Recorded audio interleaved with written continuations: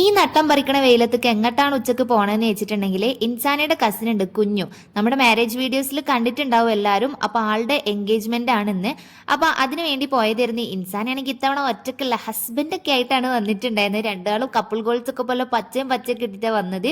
പിന്നെ ഇതേ കുഞ്ഞുവിന്റെ ചെക്കനും ഫാമിലിയൊക്കെ എത്തിയിട്ടുണ്ടായിരുന്നു. ഇതാ അവളാണെങ്കിൽ ഇവിടെ ടെൻഷൻ അടിച്ച് നാണം കുടുങ്ങി നിൽക്കുകയാണ്. വന്ന് നേരെ കയ്യിൽ ഇതേ ബൊക്കെയൊക്കെ കൊടുത്തു. പിന്നെ ഓരോരുത്തരായിട്ട് ഓരോ ഗിഫ്റ്റ് ഒക്കെ കൊടുക്കാനായിട്ട് തുടങ്ങി. Viva